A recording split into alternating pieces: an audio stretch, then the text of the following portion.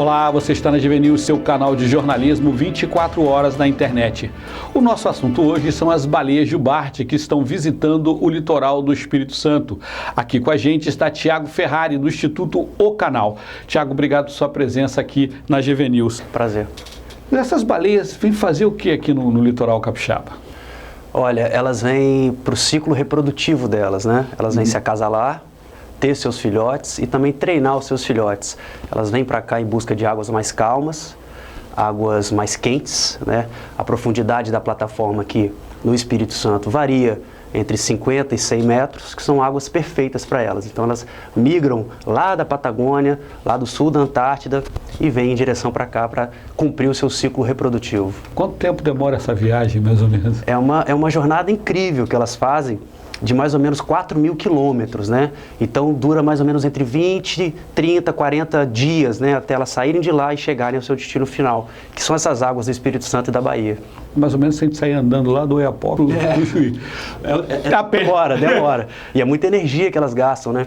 E uma coisa interessante, lá na Antártida, esse grupo vem das proximidades da ilha Sandwich, e lá elas cumprem o ciclo de alimentação delas.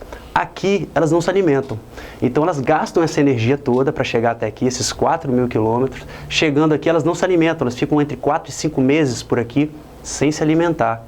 Então, você imaginar, né, o esforço que elas fazem, ainda não podem se alimentar por aqui. 4, 5 meses, qual o período aí que fica? De quando a quando? Elas começam essa jornada saindo lá da Antártica, mais ou menos em junho, né? Então, elas chegam por volta do final de junho, início de julho, por aqui, né? Tanto no Espírito Santo quanto na Bahia. E elas ficam até novembro, mais ou menos meados de novembro, elas começam a migrar de volta para a Antártica. Já com os filhotes? Já com os filhotes, alguns ainda se amamentando, outros já crescidos, né? A baleia pode voltar por 2 ou 3 temporadas com o filhote aqui, ainda criando o filhote. O filhote demora mais ou menos 2 anos para desmamar. E um caso interessante, a baleia é um mamífero, né?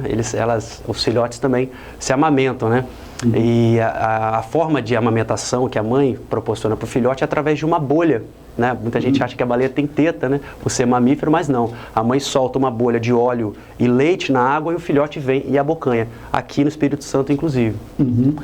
Vocês foram no dia 26 de agosto, né? Fazer uma expedição para observar e parece que assistiram um show maravilhoso das baleias. Assim, as baleias, eu sou suspeito para falar que eu sou fã delas e desde pequenininho meu grande sonho sempre foi ver baleia.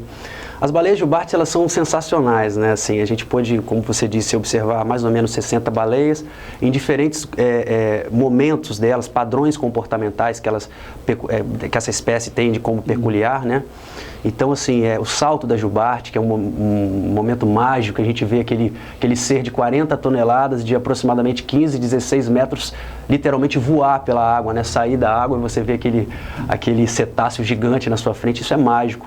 Também os grupos competitivos que a gente pôde observar, né? Que é o ritual de acasalamento das jubartes, quando alguns machos perseguem uma fêmea para poder copular, isso pode ter, desse grupo competitivo, podem existir de 5 até 20 machos disputando a mesma fêmea, e é algo impressionante, porque você vê elas nadando rápido, né? Aqueles bichos de 15, 16 metros nadando muito rápido e com muitas espécies juntas, muitos indivíduos juntos, então isso impressiona a gente, né?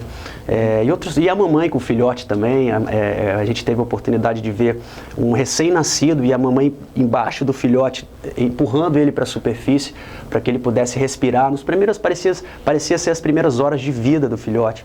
Então isso tudo é muito emocionante, assim, você observar as baleias de pertinho, né? Esses bichos que são realmente muito especiais para a gente. E que trabalho vocês fazem? Vocês só observam para ninguém incomodar ou vocês estudam, fazem aquela coisa de botar marcador para acompanhar? A gente faz um trabalho desde 2014, o nome do projeto é Amigos da Jubarte. É um projeto que inclui ele nasceu dentro de um coletivo ambiental que envolve o Instituto Canal, envolve o Instituto Últimos Refúgios, o Instituto Ecomares também, e o IBJ, que é o Instituto Baleia Jubarte, né, que talvez seja a maior referência no manejo com as baleias jubartes de todo o Brasil, quiçá do mundo.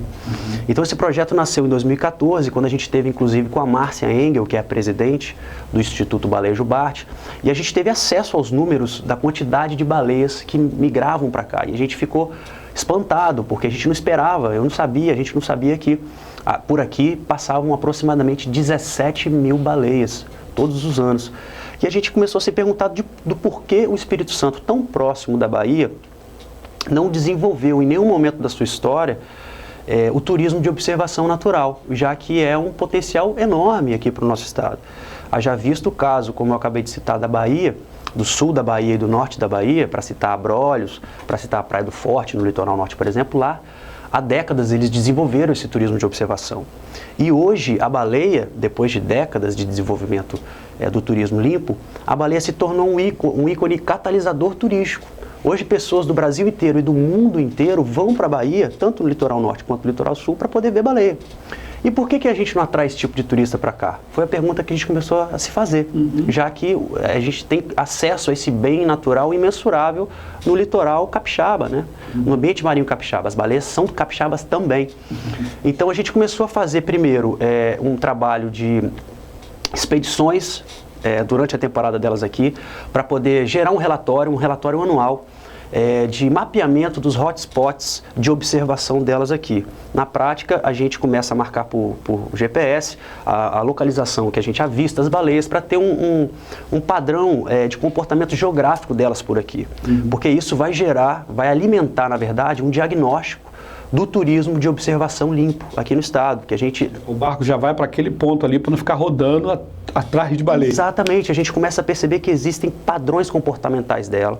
Por exemplo, a gente começa a perceber que elas se concentram mais entre 12 e 18 milhas da costa.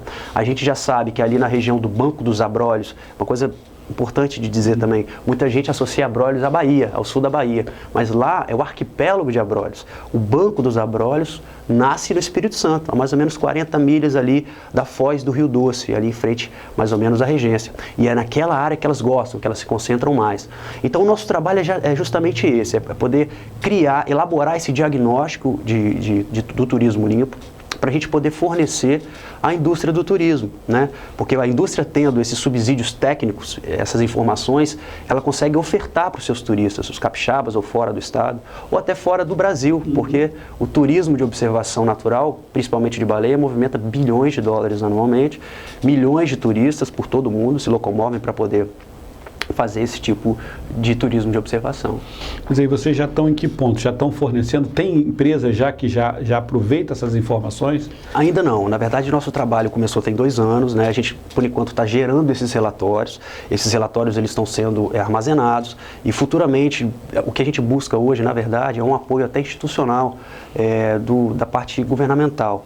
Obviamente, a gente tem as nossas limitações enquanto ONGs, principalmente restrições financeiras, a gente vai até certo ponto com os nossos próprios recursos, porém a gente precisa de apoio tanto das empresas quanto da parte pública, né, dos órgãos públicos, para poder continuar desenvolvendo esse trabalho.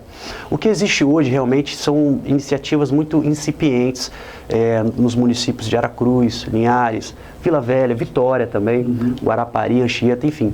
Geralmente pescadores que têm barcos, que tem o ofício, né, a pesca como ofício, e que na temporada das baleias às vezes sai com um grupo fechado para poder ganhar um dinheiro extra e tudo mais. É importante também frisar isso, que existem normas de observação, existe uma cartilha, existe uma legislação, inclusive, de cetáceos no Brasil, que ela tem que ser cumprida. Algumas informações importantes, por exemplo, você não pode se aproximar a menos de 100 metros de uma baleia, ou a menos de 200 metros de uma baleia se ela tiver com filhote. Você não pode investigar a mesma jubarte por mais de 30 minutos. Enfim, essas regras são importantes para você não estressar os animais. E também normas da marinha, normas técnicas, né? Você tem que ter o equipamento de salvatagem, a sua lancha tem que estar com a documentação em dia. Enfim, tem normas que você tem que seguir para poder ofertar esse tipo de turismo de observação. Mas aqui em Vitória tem algumas iniciativas, a gente vê pelas redes sociais, em Linhares também, o pessoal saindo de Santa Cruz, a gente já observa alguns grupos que, por conta própria, se movimentam ali através das redes sociais e formam um grupo, alugam uma lancha e vão por conta própria. Saem para procurar, né? Porque exatamente. Pode dar certo, pode não dar. As pessoas têm que saber disso, porque quando você faz esse tipo de observação natural, você está à mercê da natureza. Então depende muito mais do bicho do que de você. Não adianta nada você também querer sair procurando de qualquer maneira, porque às vezes elas não vão aparecer por qualquer que seja o motivo. Mas eu posso te garantir que quando elas aparecem, tudo vale a pena. Agora, Tiago, As baleias aí, você falou cerca de 17 mil baleias, né, passam por aqui, ficam por aqui, circulam nessa região, mas elas não estão ainda imunes a risco, né? Quer dizer, elas ainda estão correndo muito risco. Então, o Instituto Baleia Jubarte desenvolve esse trabalho de contagem das baleias, o censo das baleias, desde a década de 80. Né? Naquela época, na década de 80, é preciso lembrar que a moratória no Brasil foi em 1994, ou seja, proibiram a caça da baleia em 94, na década de 90. E em vários países do mundo, só depois da década de 80, da segunda metade da década de 80, que foi que começou-se a proibir a caça dela. Então, quando o Instituto Baleia Jubarte começou o trabalho lá no sul da Bahia, de contagem das baleias, eles contabilizaram menos de 800 baleias. Hoje nós estamos em 17 mil, graças a esses esforços de conservação, principalmente do Instituto Baleia Jubarte aqui no Brasil, graças à moratória da caça, esse número cresceu bastante. A gente tem que lembrar que as baleias foram caçadas por conta do seu óleo, né? Enfim, os jesuítas caçavam aqui quando chegavam, porque era aquilo que iluminava as lamparinas. Então, e a jubarte é uma espécie muito curiosa, é muito fácil, entre aspas, caçar uma jubarte, porque às vezes o filhote vem para perto do barco, ou a mãe vem junto para proteger o filhote, e ali o caçador tem um acesso muito fácil de matar, para matar a baleia. Então, por isso que elas sofreram muito. Hoje, como você disse, está mais ou menos em 17 mil esse número.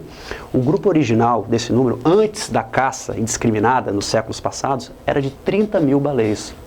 Ou seja, ainda, a gente tem um caminho ainda longo para percorrer, para chegar dessas 17 para as 30 mil. E ainda mais que hoje em dia tem muitos problemas recentes, que não a caça mais tanto, mas outros problemas que interferem na recuperação da jubarte.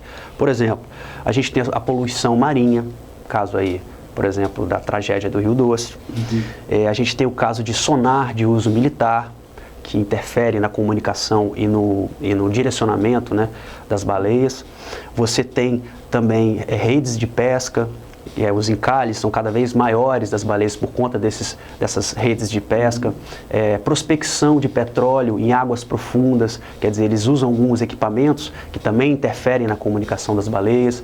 Então hoje a gente tem o aquecimento global, que também interfere nas baleias, isso tudo... A navegação, né, aqui nessa região tem muito navio passando. Tem muito navio, bem lembrado, tem muito navio, o Espírito Santo tem muito porto, o Espírito Santo tem muito porto.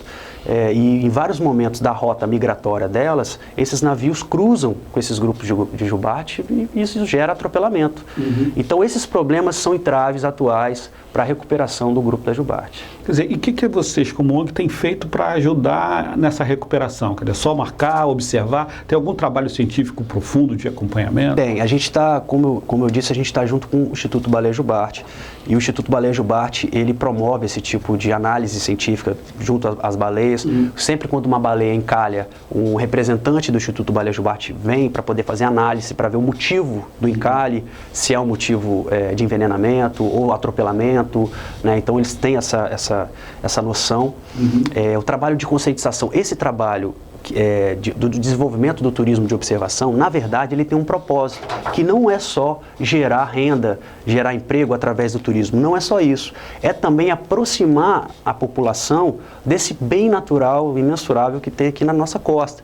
Quando você aproxima a população, você consegue, aliado a trabalhos de conscientização, de preservação da espécie, e também educação ambiental, você consegue conscientizar as pessoas, né, em todas as esferas sociais e fazer com que essa recuperação das jubartes possa ser mais efetiva. Quer dizer, então vocês estão naquela fase de precisar de suporte financeiro para ampliar as pesquisas, garantir um mapeamento mais preciso para o turismo, fazer campanhas, né, de conscientização, educação nas escolas, essas coisas todas. Tudo precisa de recursos, quer dizer, não é só sair falando, né? Precisa de papel, precisa de divulgação. E a gente precisa de estrutura, porque a gente está lidando com uma espécie que a sua mancha migratória ela é muito extensa, né? No litoral a gente está falando aqui de distâncias de 12 milhas, 20 milhas, lembrar que cada milha tem 1,8 quilômetros. Então, quando a gente fala da extensão da mancha migratória no Espírito Santo, na Bahia, a gente está falando de quilômetros, dezenas, centenas de quilômetros de navegação, quer dizer, é uma pesquisa relativamente cara, você precisa de lanche, você precisa de equipe, você precisa de GPS, são muitas saídas para você poder percorrer o trajeto, né, o percurso que as jubartes também percorrem. Então, são recursos e outra, não é só durante um mês ou 2 meses ou um ano, é um trabalho trabalho anual, é um relatório que tem que ser gerado anualmente para que essas informações sejam cruzadas e aí a gente tenha realmente acesso a dados factíveis para poder trabalhar na preservação da espécie. Quer dizer, as baleias estão aí, quem quiser ver é só alugar um barco e ir lá, né? Mas procurar, né? Porque não é tão fácil achar assim não, né? Parece que é só chegar lá que elas estão lá. Não é bem assim. A gente trabalha por isso, para tentar achar esses pontos, né, de concentração maior delas, para poder fornecer essa indústria do turismo, né, de uma forma que seja mais provável, mais assertiva essa saída para avistar a baleia.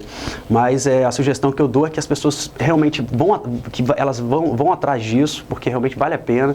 A baleia é um ser fenomenal, assim, encantador, a baleia jubarte, vale a pena, mas que tomem cuidado com a sua segurança primeiro, né, a questão do barco, né, de segurança de salvatagem, bote, sinalizador, isso tudo é importante, e também a segurança dos animais, né, que siga essa cartilha de observação para não gerar nenhum tipo de prejuízo, nenhum impacto negativo com as baleias jubarte. E quanto mais essa visitação às baleias acontecer, mais vai precisar do IBAMA, da Marinha fiscalizando, né, para que essas coisas sejam cumpridas, né? O ser humano, infelizmente, precisa de regras e ser observado e punido quando erra, né? Com certeza, sim. A gente observa até uma boa vontade por parte desses órgãos, o IBAMA, né, a Polícia Ambiental, mas a gente vai esbarrar sempre no problema no Brasil, que é a falta de investimento em todas as áreas, na educação, na saúde e na fiscalização também não é diferente, né? Os policiais, a Marinha carece de equipamentos, carece de investimento para poder fazer essa